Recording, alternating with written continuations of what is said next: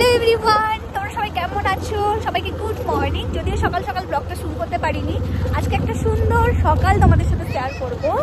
তো দেখতে থাকো আমি কোথায় কোথায় যাচ্ছি। যদিও সুন্দর সকালটা ওইভাবে শুরু করতে পারিনি, ফার্স্টে আমার ক্লাস ছিল, ক্লাসে গেছিলাম, ক্লাস থেকে ফিরেই আমাকে যেতে হচ্ছে ওখানে। তো তোমরা সঙ্গে থেকো এবং আমি কোথায় যাচ্ছি সেটা তোমাদের সাথে শেয়ার করছি, সেটা তোমরা দেখতে থাকো। আর ঠান্ডাটা ভালোই পড়েছে, তো চলো যাওয়া যাক। বাড়ি এসে তাড়াহুড়ো করে স্নান করেই দেখো আমি রেডি হয়ে গেছি, আর আমি শাড়ি পরে যাচ্ছি। কেমন লাগছে জানিও। যদিও তাড়াহুড়ো করে রেডি হওয়া, সেভাবে রেডি হতে পারিনি। তো চলো যাওয়া যাক। আমি ফার্স্টে তোমাদের কিছু বলছি না, ফার্স্টে আমি তোমাদের কিছু সাউন্ড শোনাচ্ছি, তোমরা গেস করো এবং জায়গাটা দেখে বলো এটা কোথায়। ভগবান শ্রীকৃষ্ণের কটা স্কুল আছে।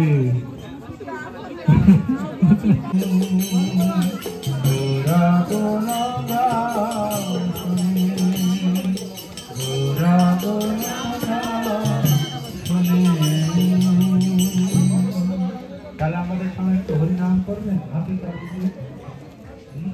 আমাদের অনেক সময় যারা এই জায়গাটির সম্পর্কে জানো এবং যারা এসেছো তারা এতক্ষণে বুঝে গেছো, আর বলতে হবে না। দিনটা ছিল 5 তারিখ, 5ই জানুয়ারি। আমরা সামিল হয়েছি। তোমরা কি বুঝতে পারছো আমি কোথায়? হ্যাঁ, তোমরা ঠিকই ধরেছো। অনেকেই বুঝতে পারছো, যারা বুঝতে পারছো না তাদেরকে আমি বলছি। জায়গাটি হচ্ছে সেই বিখ্যাত জায়গা যেটা নয়াগ্রাম ব্লকের সুবর্ণরেখা নদীর তীরে ঘন জঙ্গলের মধ্যে শান্তভাবে অবস্থান করছে, যার নাম হচ্ছে তপোবন। চলো এই তপোবন সম্পর্কে কিছু জানাই তোমাদের। যারা জানো না তাদের উদ্দেশ্যে এই ভিডিওটি, এবং যারা জানো তারা তো জানোই, অনেকেই এসছো এই জায়গাটা ঘুরে গেছো। দেখো কত শান্ত শীতল একটা নালার জল বয়ে গেছে, সবই তোমাদের সাথে শেয়ার করছি। তার আগে এই নালার জলের যে একটা সাউন্ড, সেটা তোমরা একটু শোনো। আমার তো খুবই ভালো লেগেছিলো, তাই রেকর্ডিং করেছিলাম।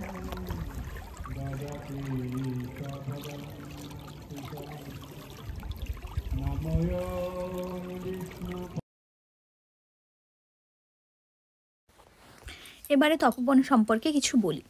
জায়গাটিতে রাম, সীতা, হনুমান ও লবকুশের একটি সুন্দর মন্দির রয়েছে। ঘন জঙ্গল দ্বারা পরিবেষ্টিত এই মন্দির এবং অদূরে বয়ে যাওয়া ছোট সীতানালা তোমরা দেখতে পাচ্ছ একটা মোহময় পরিবেশ সৃষ্টি করেছে, যা পর্যটকদের সর্বদাই আকর্ষণ করে তোলে। ঘন জঙ্গল বিশিষ্ট শান্ত মোহময় এই জায়গাটি নয়াগ্রাম পুলিশ স্টেশন থেকে মাত্র 15 কিলোমিটারের মধ্যেই অবস্থিত। তোমরা নয়াগ্রাম হয়েও আসতে পারো এবং রোহিণী যে রুটটা আছে ওটা দিয়েও আসতে পারো। যদি তোমরা কেউ আসতে চাও অনেক দূর থেকে, তখন তোমরা আমাকে অবশ্যই কমেন্ট করো, আমি চেষ্টা করব তোমাদের ডিটেলটা জানিয়ে দেওয়ার। তো দেখো এত সুন্দর একটা পরিবেশ, আর সেখানে ইস্কন থেকে এসেছিলেন। আমি মোটামুটি কয়েক বছর ধরেই ওনাদের সঙ্গে যুক্ত আছি এবং যাই কিছু কিছু অনুষ্ঠানে, তো সেই কারণেই আমার যাওয়া। আমার ভীষণ ভালো লাগে এই অনুষ্ঠানে। আমরা সবাই একসঙ্গে সামিল হয়েছিলাম, তাই তোমাদের সামনে ক্যামেরা বন্দি করে এই অনুষ্ঠানটা তুলে ধরলাম। তোমাদের অবশ্যই জানিও কেমন লাগছে অনুষ্ঠানটা। আর চলো এবারে আমরা না তিলক পরে নিই। আর এই অনুষ্ঠানে যে গেলাম আর তিলক পরবো না, এটা তো হতে পারে না। দেখো আমার তিলকটা কত সুন্দর করে এঁকে দিয়েছিল, আর এটা এক মাতাজি, কিন্তু আমার খুব ভালো বন্ধুও। তো উনি আমাকে তিলকটা পরিয়ে দিয়েছিলেন। ভীষণ সুন্দর তিলক পরাতে পারেন, তোমরা দেখতেই পাচ্ছ। তো চলো ব্লগে এবার আমরা কিছু এখানে অনেক কিছু দেখিয়েছি, তো সব কিছু বলা তো সম্ভব হচ্ছে না। এই অনুষ্ঠানে ছিল অনেক কিছুই ছিল, কম্বল বিতরণ ছিল। আমি অনেকটা লেট করে ঢোকার কারণে আমি সেগুলো তোমাদের সামনে শেয়ার করতে পারলাম না। যদিও এই সব কিছু শেয়ার না করাই ভালোই হয়েছে, তো হয়তো ভিডিও করলে শেয়ার করে ফেলতাম। তোমাদের অনুষ্ঠানটা কেমন লাগছে অবশ্যই জানিও। সবশেষে আমরা খাওয়া দাওয়া করে সেখান থেকে আমরা প্রসাদ পাওয়ার ছিল ওখানে, তাই প্রসাদ পাওয়ার জন্যই আমরা ওখানে গেছিলাম। খাওয়া দাওয়া করে আমরা সেখান থেকে বেরিয়ে আসি, এবং আমার আরও একটা ক্লাস ছিল, সেই কারণে আমার তাড়াহুড়ো করে বেরিয়ে আসা।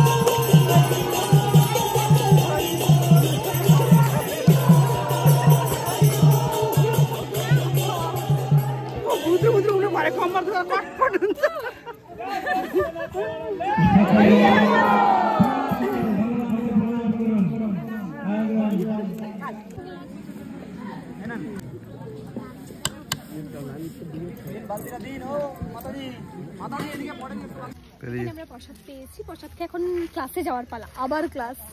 তো চলো ক্লাসেই যাই, টাটা সবাইকে। এই যাওয়া আসা হয়ে গেছে 30 টাকা, মানে 15 টাকা করে। আর এখন ফিরছি বাড়ি, ঠান্ডাটা ভালোই লাগছে। যারা ভাবছো যে রামেশ্বর তপোবন আসবে, রাস্তাটা হয়েছে কিনা, হ্যাঁ রাস্তাটা হয়ে গেছে, জলটা এখনো ঠিকঠাক শুকায়নি, জল আছে, তো রাস্তাটা খুব সুন্দরভাবে তৈরি হয়ে গেছে। তোমরা চাইলে তাড়াতাড়ি চলে আসতে পারো। আজকে রামেশ্বর তপোবনে প্রচণ্ড ভিড়।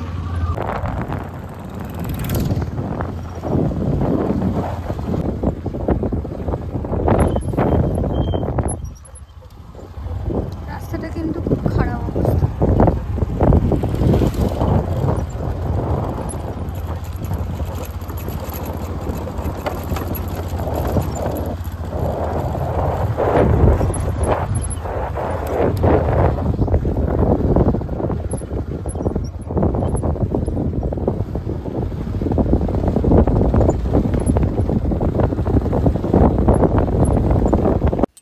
ভিডিওটা এত দূর পর্যন্ত সবার সঙ্গে সবটাই শেয়ার করার চেষ্টা করেছি।